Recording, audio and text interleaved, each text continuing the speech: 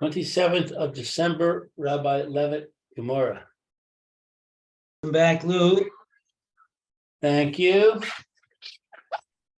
So we've had a extended absence from this Gemora over here. Yesterday we weren't here. Yesterday was Monday. Sunday, I don't remember we learned this Gemora either. How's your mouth doing? Baruch Hashem. Hasdei I hate the Hashem. dentist. I have a dentist that he's actually a former chavrusa of mine, and but he's very, very good, and he's never hurts. Wow, that's great. That's great. Yeah, I have very sensitive teeth. So Yeah, I don't know what he does. He's yeah. So I'm very happy. Baruch Hashem. okay. Yeah. Well, I think we're on 103A. Yeah. And I think we're up to Atu Mi. Right. Rav Kahana. Did Rav Kahana really say that? Did Rav Kahana really say that?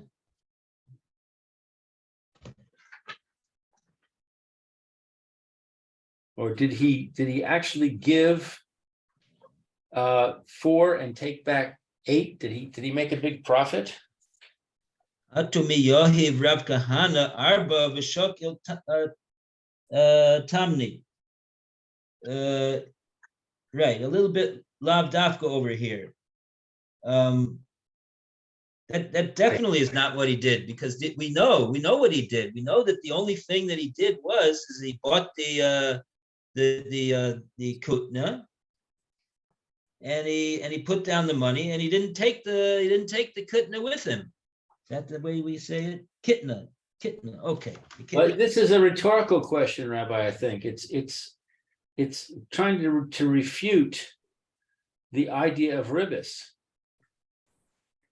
Well, yeah. I was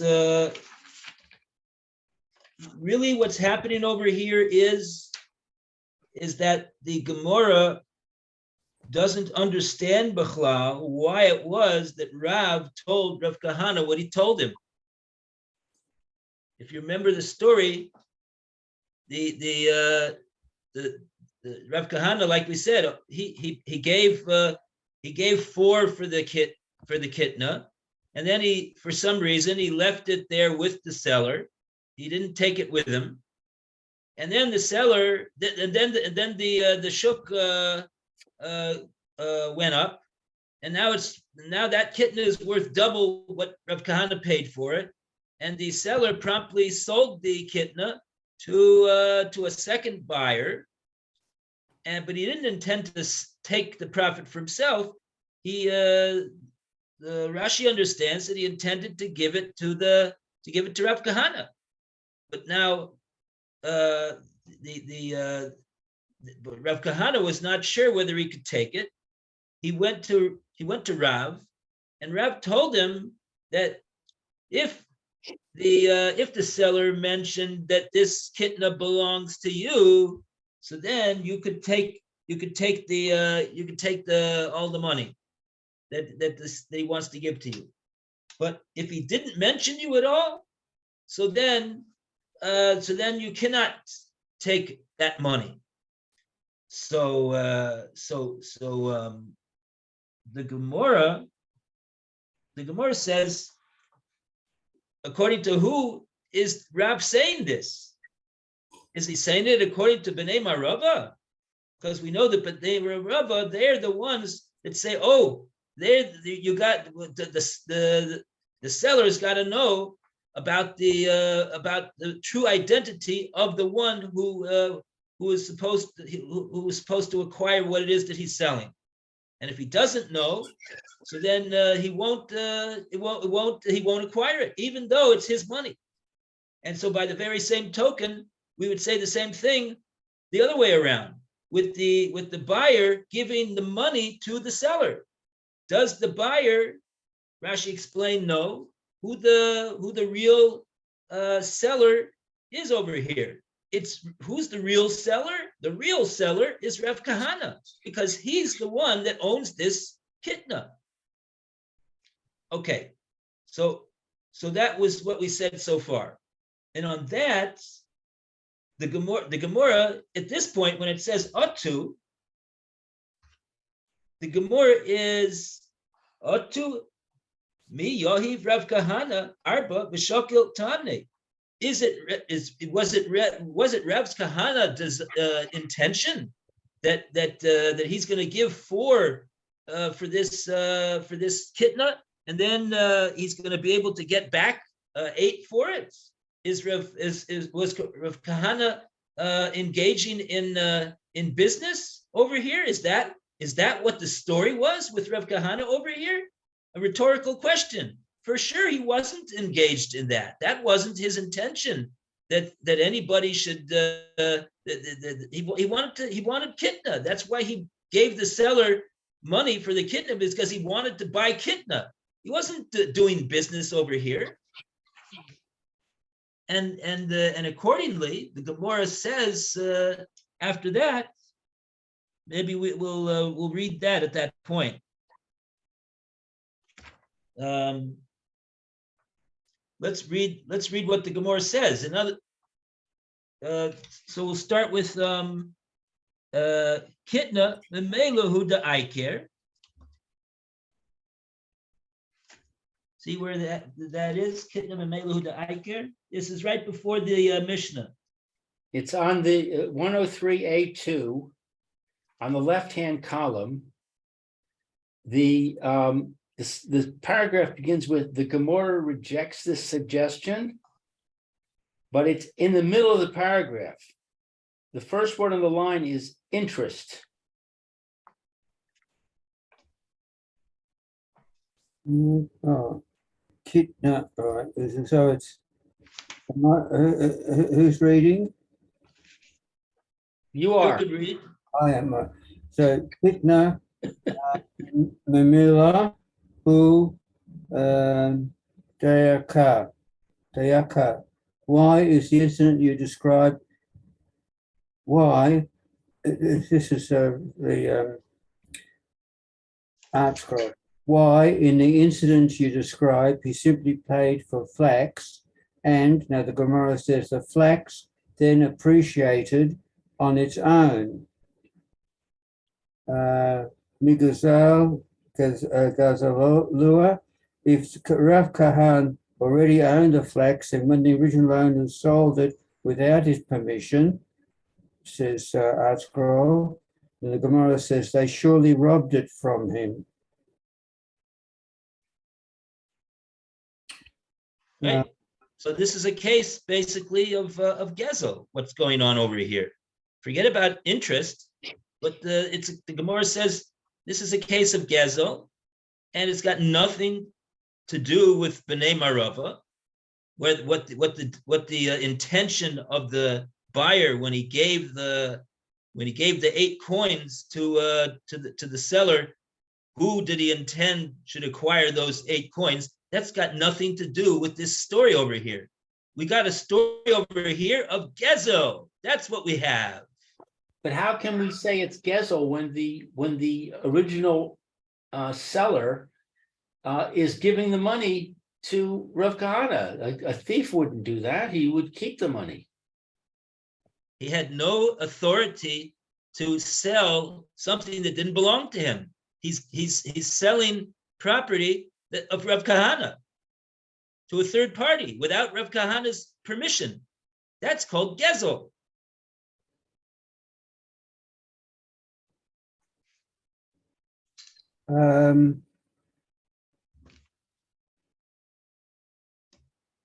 You want to say he was a nice Goslin? Okay, he was a nice Goslin.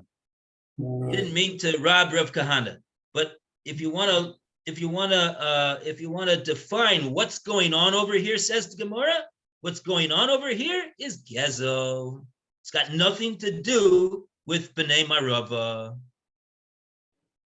That's what the Gemara means over here. But what is Gezel?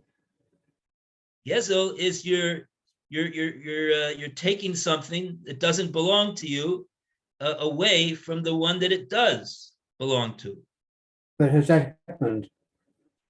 Yes. This kitna belongs to Rav Kahana, Yeah. and the seller is making business with it and selling it to a third party, and this is all without Rav Kahana's permission or knowledge. Okay, but he himself has no intention of acquiring it. As far as he's concerned, it still belongs to Rav Kahana. So is it Gezel?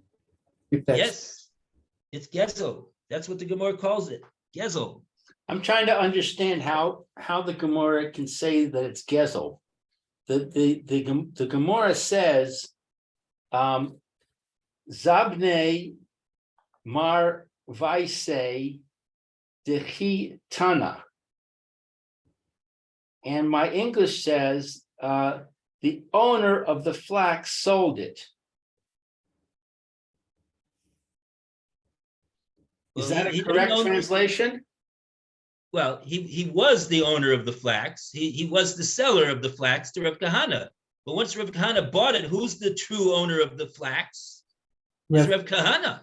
Right. The So seller doesn't own it. the original owner sold it. Yeah. But how do you get from that he's a thief?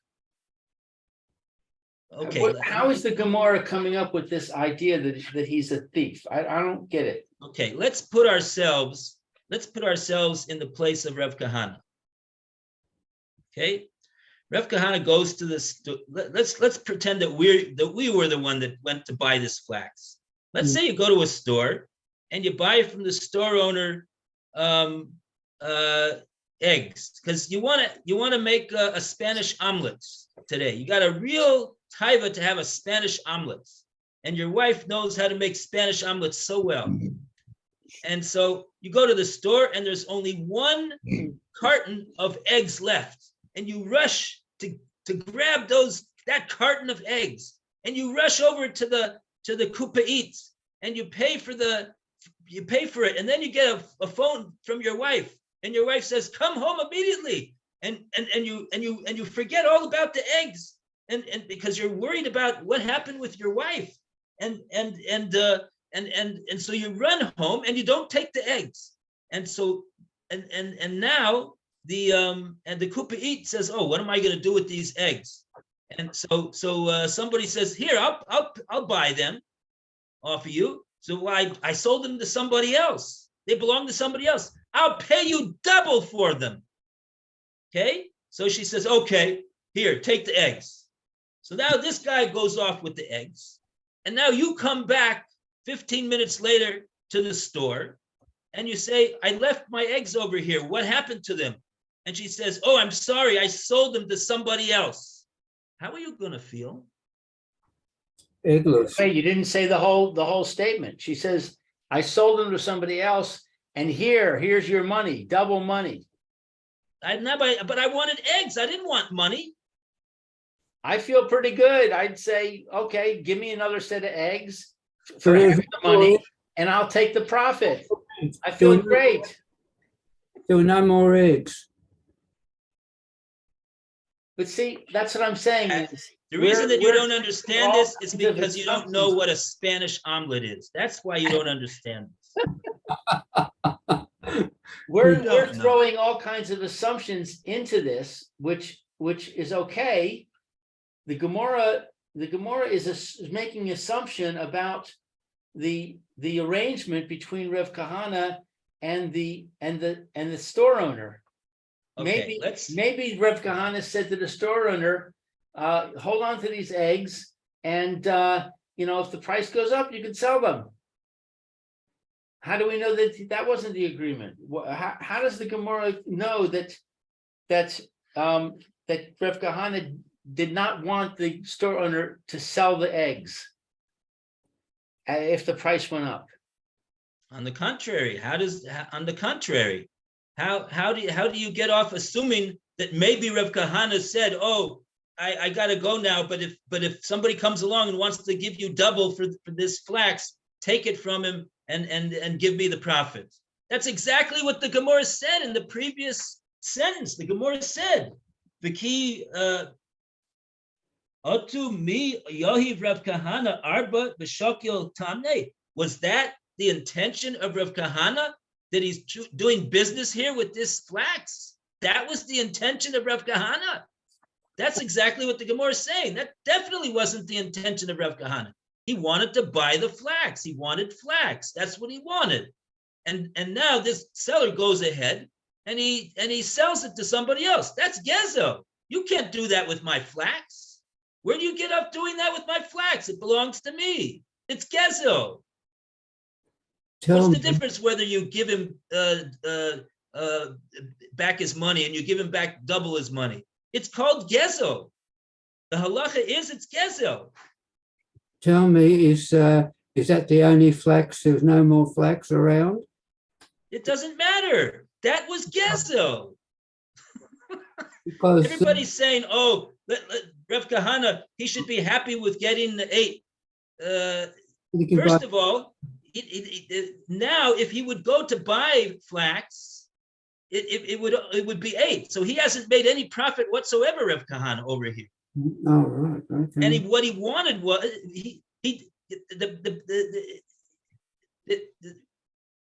the story is very, very simple. It's a simple open and shut case of gezo. That's what it is. You take somebody's thing that doesn't belong to you and you sell it to somebody else. That is called gezo. You can't do that.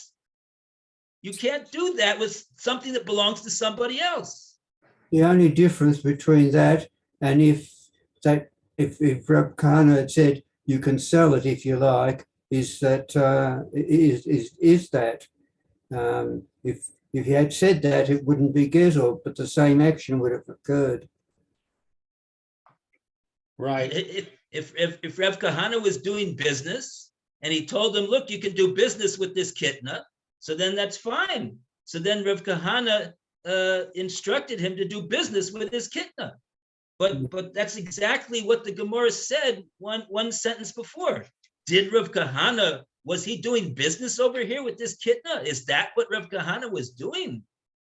Was he buying 4?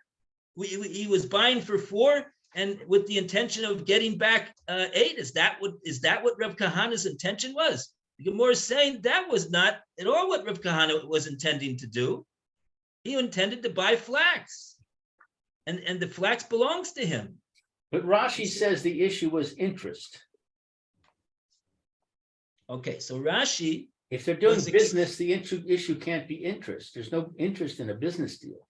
Oh, so that's okay. So now you're asking another question. If the Gemara is saying that this is a case of gezel, and it's got nothing to do with with B'nai Marava, so then what's Rashi talking about interest for? Where did Rashi get this business with interest? That's a good question. What was Rashi explaining over there? Was he explaining according to the Havamina of the Gemara that B'nai Marava is relevant? It would seem that Rashi is explaining according to the Havamina that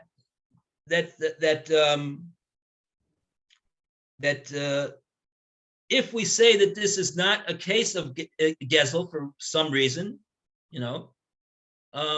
so then the question would be there would still be an issue of ribis. But because there was no loan. It says here too, since there was never a loan. Okay, so how do we understand that it was ribis?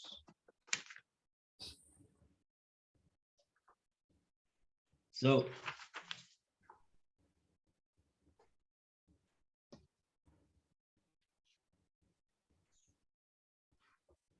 this has to do with what Rav was telling Rav Kahana. If you told, if Rav Kahana's Rav tells Rav Kahana, Amarle, Ikiko zavne, if when the seller sold this flax, Amre hai kitna de kahanahu, if he told the buyer that this is the kitna of kahana, at the time that he sold him this flax, so then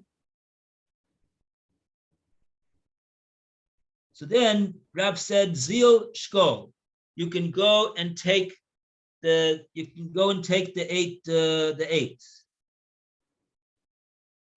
You can take the money that the seller is offering to give to you, because it belongs to you. Right. On the other hand, though, if he did not say that to you, if the seller did not say to the buyers that he sold it to that this is the flax of Rav Kahana, so then what's going on? Then that would come out that the buyers would be figuring that who was the flax belonging to, that the flax would belong to the one who's selling it to them. Mhm. And in that case, Rav told him, no, don't take it. If he didn't tell them that it's your flax, then don't take it. Why should you not take it in that case? Why should Rav Kahana not take it in that case? The seller is willing to give Rav Kahana the profit from the flax that he sold over here. Why was it that Rav told them then do not take it? So Rashi says because of ribis. So now what's the issue of ribis in that case where the seller did not tell the second buyer that I'm selling you kitna de kahana? Because the seller has sold it to the second buyer, and the money, as far as the second buyer goes, belongs to the seller, which, because of the situation where the seller intends to restore it to Rav Kahana, puts that money in the category of a loan.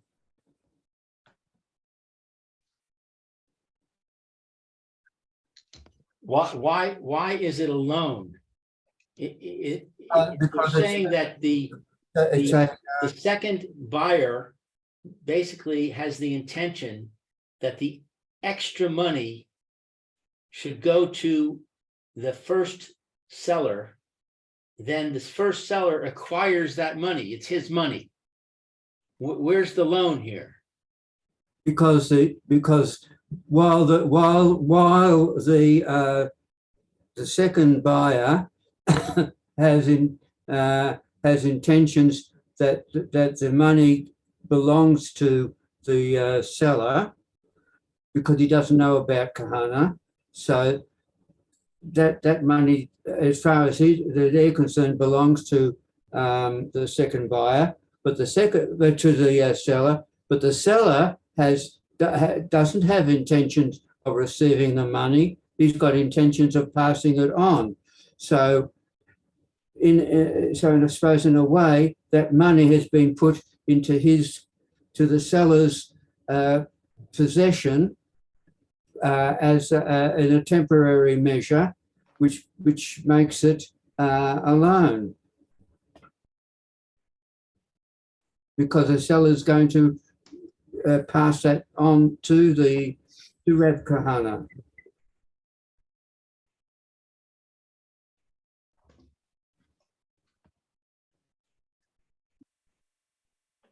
If not, that was something like that, perhaps.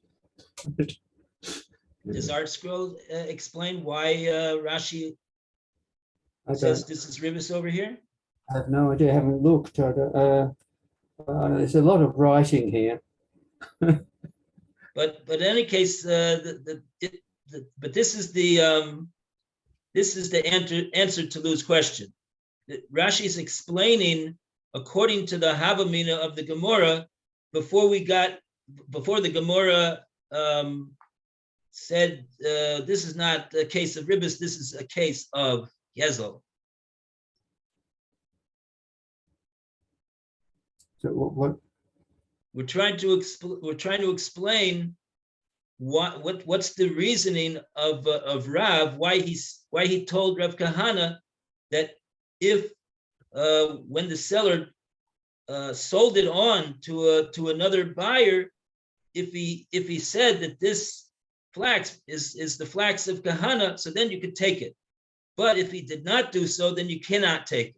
And Rashi is saying the reason that he cannot take it is because it looks like ribis.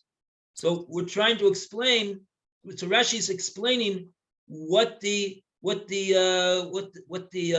reasoning of Rav Kahana was in making this distinction between whether the seller told the second buyer that this was the flax of Rav Kahana or not.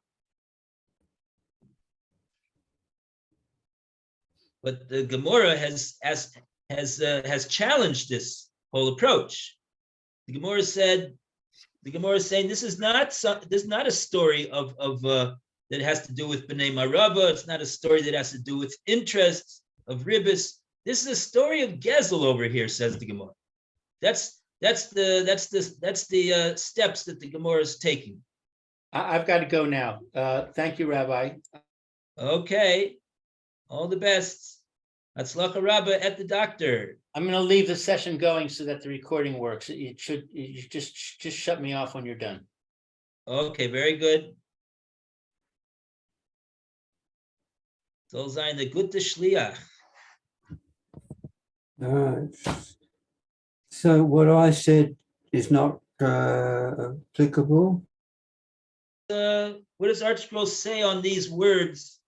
If the seller told the buyers about this was your flax, then you could take it. But if they did not, then don't take it. I would imagine that there's a note on those words. No, I've got to find that. All right, the buyer said to the seller, I'm buying, oh, that's a if the seller said to the buyer, this flax is the flax of Rav Kahana, so then you could take it. Said to him, why should the word? This lexicon is right. The note is 7. For in this, all right, so if Rav said to him, if when they sold it, they said to the buyer, this flax is Kahana's, go take the money. But if they go take the money. So 7 says, for in this case, the buyer of the flax transferred the money directly to Rav Kahana, and it was from the buyer that Rav Kahana received a greater amount as payment for his appreciated flax. Thus, the original owner of the flax who had received the money from Rav Kahana did not pay him back a greater amount than he received, but merely forwarded to him the buyer's payment, and there is no basis for this to be considered a ribus violation. Okay, good.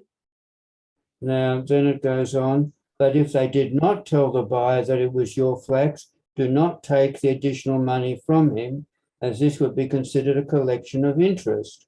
And it says here, for in this case, when the buyer paid for the flax, he intended to transfer the money to the original owner of the flax, and Rav Kahana did not acquire it at that time. When the original owner now gives Rav Kahana a greater amount than he received from him originally, it is as though the money is coming from him, and this appears like a ribus payment. Mm-hmm. See Rashi and Tosafos, Daled, is it Daled? Daled Hay, Kaman. Oh no, Kaman. Compared with Tosafos Rabbeinu Peretz.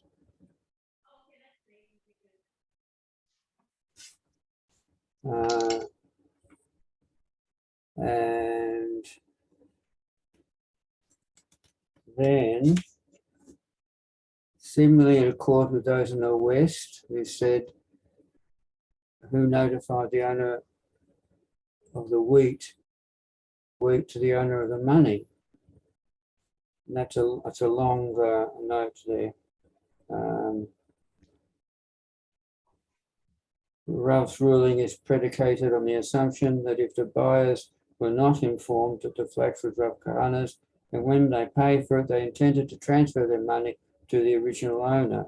Now, regardless of whether or not they were informed, the fact is that the flax did belong to Rav Kahana, and the original owner sold it on his behalf. And it goes on from that. I can read the whole lot if you want to, but it's a long paragraph. Yeah, they've got a lot of explaining to do, I see. This is a difficult Gemora over here. Yeah. The trouble is it's so long that you need to look at it a couple of times. Right. Yeah. Here still. So it says, if we assume, as Rav Yochanan and Rav Shmuel Bar Sarati did above, that the seller always intends to transfer the item he sells to the owner of the money and not to the one with whom he conducts the transaction, then in our case, the buyer similarly intends to transfer the money to the true owner of the flax, that's Rav Kahana. But why would the buyer have that in mind when he doesn't know if it's Rav Kahana comes into it? They would assume that it's that the owner of the money and the seller are the same. Thus, even if he was not, that's what I just said. Thus, even if he was not notified that the flax belonged to Rav Kahana, all right, then there could be no ribos violation, since Rav ruled that if the buyer was not notified of the additional payment is deemed ribos, he must concur with the sages of the West, who maintain that a seller, unless notified otherwise, intends to transfer the sale item to the one with whom he is transacting. In our case, therefore, if the buyer was not notified that the flax belongs to Rav Kahana, he intended to transfer the money to the seller with whom he transacted. That's the original owner of the flax. Thus, when the owner of the flax subsequently gives his money to Rav Kahana, the payment appears like ribos. Okay, so what they're saying at this point is that this issue of ribos would only be an issue because Rav holds like the Bnei Marava. Right. When Rav said, did the sellers tell the buyer that this is that they're buying the flax of Rav Kahana? If they told him that they're buying the flax of Rav Kahana, so then when they give their money, that money will be Kahana. And if so then the seller is simply acting as an agent of Rav Kahana. He's an extended hand of Rav Kahana. So it's just like Rav Kahana himself sold the flax that he himself bought to a second party, and now he's making the profits. And then there's no problem of ribos whatsoever, according to Rav, who says that the buyer would need to know whose flax it is. But if the buyer doesn't know whose flax it is, so then the buyer, according to Bnei Marava, will be intending to give his money to. He understands that the seller is the one who owns this flax, and therefore he's intending to give the money for the flax to the seller. The seller will make an acquisition on the money, and then when he gives it to Reb Kahana, that looks like ribbis. It looks like he's giving Reb Kahana ribbis. Why does it look like he's giving Reb Kahana ribbis? Because Reb Kahana only gave 4 he only gave 4, and now he's getting back 8 over here. And the seller wasn't selling Reb Kahana's flax. He wasn't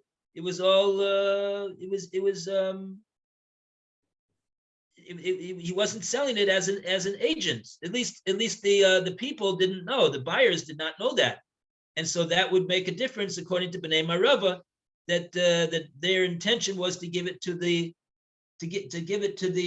seller, and so there and like that.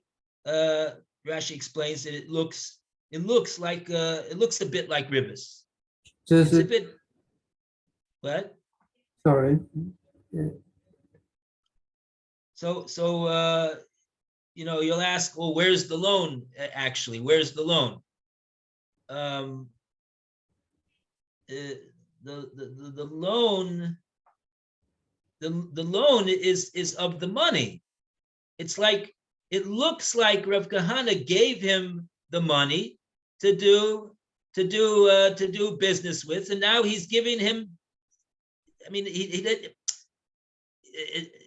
didn't. If he gave him the money to do business with, then there's no ribbis, because you're allowed to make profit on your business, and it's not called ribbis. But so you'll say, where's the loan? It's not really a loan, but when it comes to ribbis, we're very machmir, very stringent. It looks like ribbis because why does it look like ribbis? Because Reb Kahana gave him 4, and now he's getting back 8. So in that sense, it looks like ribbis. But there was no the loan. Rav Kahana was buying flax, right? He was buying flax. So it's a very attenuated ribbis over here that we see. It's very far from an actual case of loaning for interest, which would be a deraisa violation. But nevertheless, that's the reason why Rav told Rav Kahana not to take it. And like that, we have to say that Rav Kahana, that Rav is understanding only according to Bnei Marava, because otherwise, if he's understanding like Rabbi Yochanan, so there's no ribbis issue here at all, because he's just acting as the agent of Rav Kahana, and it wouldn't even look like ribbis in that case. Does this come into it, that if you do a favor for somebody without telling them, then that's okay? You do a favor for someone? Well, like... The reason why it looks like ribbis over here is because Rabbi Kahana gave him money, and he's giving him back twice as much money. So that's the connection over here to ribbis. You'll ask, but it wasn't a loan, right? It wasn't a loan. It's not a derisive violation of ribbis, for sure. But there was money that was given, and there was money that was given back. That's why Rab told him you can't do that. It looks like ribbis. True, it's not actual ribbis. There was no actual loan, but it looks a little bit like ribbis. So that's why Rab told him you can't take the money in other words, if the seller was not your direct agent who was acting on your behalf to do business with the money that you gave him, it looks like ribbis. Looks like you gave him 4 and he's giving you back 8. Okay, I understand that, and I accept that. But also, all this would have taken place not out in public, but across the counter, a private thing. People are not looking on. People don't know what money is from where and how much was given, how much was not given, and that. it's really completely private. Right. So it Therefore, only can look like to the people who are involved, but right. but the people involved know what's what. And since they know what's what, they know that it's not alone, and they know that that there was no idea of ribis or anything like that. Why? Because they're two big rabbis. What's They what happened? Two big rabbis also have to follow the halacha, right? yeah, but they know. I'm not saying that. I'm saying that the facts of the case are known by all those parties involved in it, and they all so if they know the facts of the case, then they know it's not really Rivers is not involved at all.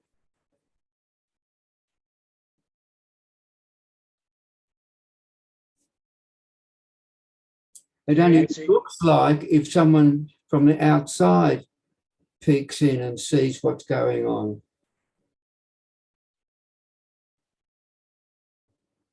Okay, so you're basically asking, why did the rabbis forbid this case? If they know what's going on, yes. If they know what's going on.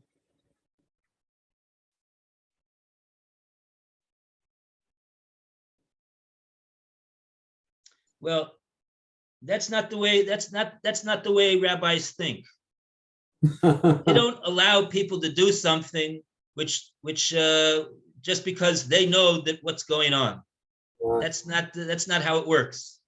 The rabbis are strict, and they don't want people to violate the prohibition of interest midaraisa. It's the thing. Therefore, cases which don't involve an actual loan, even cases don't involve an actual loan of anything. There's no loaning that was done over here. Nevertheless, there's going to be a ribis. There's going to be a ribis violation in this case because it's there's a possibility. It's an offense. The rabbis wanted us to stay very far away from anything which even looks like a possibility of ribis. And it's not a sufficient to simply say, well, everybody knows that this is not ribis, so why can't we do it? That's not going to work. It's not going to work that everybody knows. Yeah, understand. Yeah, I expected an answer, something like that, but I wanted to ask the question. You want to know specifically what could happen? So what could happen is that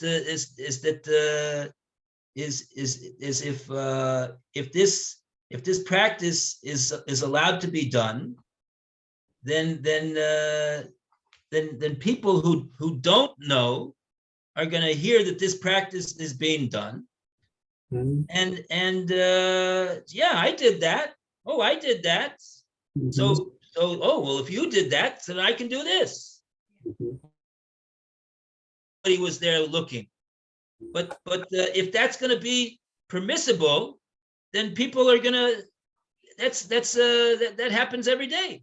People tell one another, I was allowed to do this, and the rabbi told me I could do that, so that must mean that you could do this. Oh yeah. Right. So there you go. Okay. Lou would have been interested in what we just said. Still, he might look at the recording. Okay, very good, right? That's why it's recorded. All right. Okay, so that's that then for today. Very good. Okay, have a great day, Roy. Thank you very much, Rabbi. You too, be well, and Amen. see you at Mezashim tomorrow. Bezrat Hashem. No. Okay.